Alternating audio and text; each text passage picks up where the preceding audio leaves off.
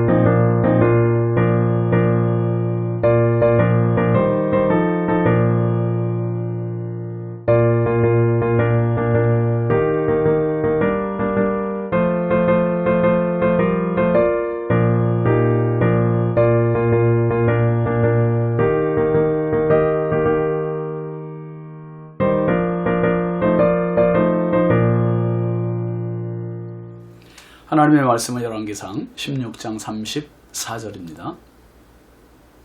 그 시대에 베델 사람 히엘이 여리고를 건축하였는데 그가 그 터를 쌓을 때에 맏아들 아비람을 잃었고 그 성문을 세울 때에 막내 아들 스굽을 잃었으니 여호와께서 눈의 아들 여호수아를 통하여 하신 말씀과 같이 되었더라. 아멘. 오늘 말씀은 성취입니다. 성취. 여러분, 사람이 힘이 좀 있고 성공 일변도로 잘 나가다 보면 자칫 착각하고 교만하기 쉽습니다. 자기가 제일인 줄 알아요. 아나무인이 되고 자기 마음대로 하려고 합니다. 역사 속에 수많은 권력자들이 그런 과오범한 것을 우리는 많이 보았습니다. 특별히 이스라엘의 첫 번째 왕 사울 왕이 그랬죠. 왕위에 오르기 전까지 겸손했던 사람이 왕위에 오르고 교만해져서 사무엘 선지자가 해야 할 일을 자기가 대신 해버렸어요. 해치웠어요. 또 남유다의 우시야 왕도 마찬가지입니다. 제사장이 해야 할 일을 자신이 하다가 하나님으로부터 버림받는, 징계를 받는 그런 왕이 됩니다. 특히 우시야는 나라가 강성해지면서 마음이 교만해졌다고 했습니다. 그래서 그는 성전에 들어가서 분향하려 하다가 제사장 아사랴가 용기 있는 제사장 80명을 데리고 오잖아요. 그게 뭐라고 합니까? 역대하 26장 18절 19절 말씀에 보면 여호와께 분향하는 일은 왕이 할 바가 아니요 오직 분향하기 위하여 구별함을 받은 아론의 자손 제사장들이 할 바니 성소에서 나가소서. 우시야가 손으로 향로를 잡고 분향하려 하다가 화를 내니 그가 제사장에게 화를 낼 때에 여호와의 전 향단 곁 제사장들 앞에서 그의 이마에 나병이 생긴지라 그랬습니다. 분향하기 위하여 향단 앞에 갔어요. 제사장들이 제지를 합니다. 이건 아론의 자손 제사장들이 할 일이지 왕이 할 것이 아닙니다. 그러자 우시아가 그럼 물러나야 되잖아요. 근데 향단을 붙잡으면서 화를 내는 거예요. 화를. 향로를 붙잡고 분향하려고 화를 낼 때 이마에 나병이 걸렸습니다. 결국 우시아의 이마에 이 나병이 생김을 본 제사장들이 그를 성전에서 급히 쫓아내잖아요. 그리고 죽는 날까지 왕궁에서 살지 못하고 별궁에 지내다가 결국 죽어요. 그 죽은 뒤에도 그 왕조의 묘실에 장사하지 못해요. 왜요? 나병이 걸렸다는 것 때문에. 그래서 왕실의 묘실 곁에 장사를 지냅니다. 불행이지요. 불행. 하나님의 말씀은요, 어기라고 있는 것이 아니라 지키라고 있는 겁니다. 지키라고. 참 어려서부터 보면 이렇게 부모님 말씀을 잘 듣는 사람이 잘 돼요. 순종하는 사람이.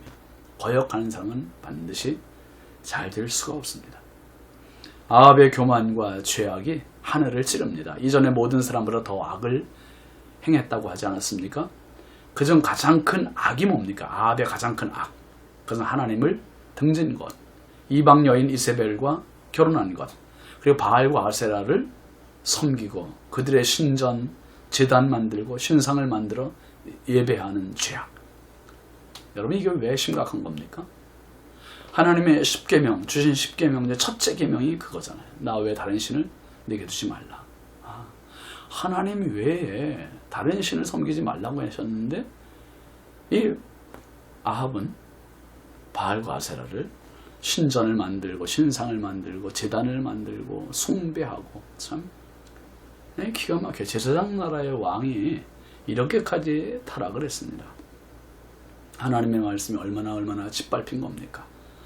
이토록 영적 암흑 시간이 될 때 결국은 이런 때이기 때문에 엘리야라는 위대한 하나님의 선지자가 등장을 하는 그러한 재촉하는 사건이 되기도 했지만 어쨌든 아합 자신에게는 전무후무한 범죄를 하나님 앞에 저지른 그런 왕이라는 오명을 씻을 수 없게 된 겁니다. 오늘 본문도 그런 차원의 연장선입니다. 다시 보시죠. 34절.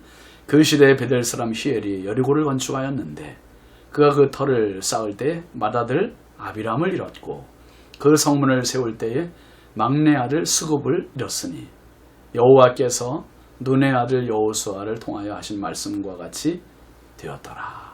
그렇습니다. 베델 사람 히엘이라는 자가 등장하는데 이 사람이 뭐에 따랐습니까? 여리고를 건축했대요. 여리고. 여러분 여리고가 어딘지 아시죠? 예, 구약 성경에 보면 여호수아 6장에 나오잖아요. 이스라엘 백성들이 모세의 후계자인 여호수아를 필두로 해서 가나안 정복 전쟁을 시작합니다. 그런데 가나안의 첫 번째 성읍이 여리고였어요. 여리고. 기생 라합이 살던 성. 근데 그 여리고 성을 어떻게 함락시킵니까? 이스라엘 백성들이 하루 한 바퀴씩 돌았어요. 6세 동안에. 그리고 1회째 되는 날은 7바퀴를 돌자 그 성이 함락, 무너졌습니다. 이 무너졌을 때 하나님께서 여호수아를 통해서 경고하셨어요.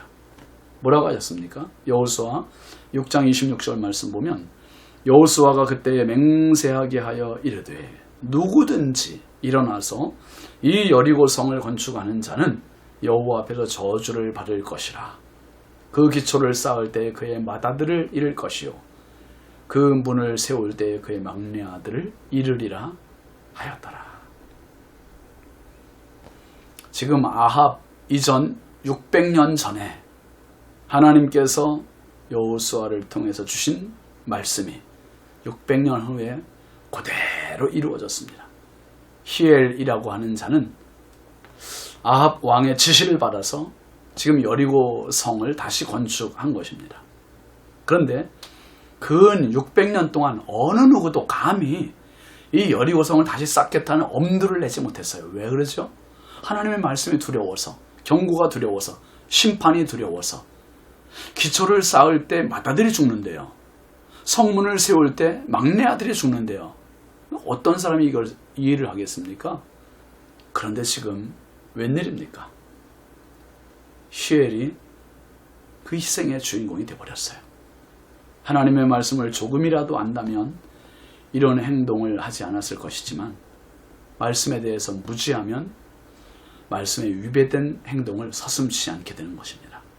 그 대가는 자신과 자신의 가정으로 그대로 부메랑처럼 되돌아오는 겁니다. 히엘은 아합 왕의 지시를 받아 잘못된 순종으로 결국 맏아들 잃었습니다. 막내 아들 잃었습니다. 이런 비극의 주인공이 되었어요. 말씀은 오늘 이렇게 결론을 내립니다. 여호와께서 눈의 아들 여호수아를 통하여 하신 말씀과 같이 되었더라. 말씀, 하나님께서 여호수아에게 주신 말씀대로 되었다는 거예요. 성취입니다.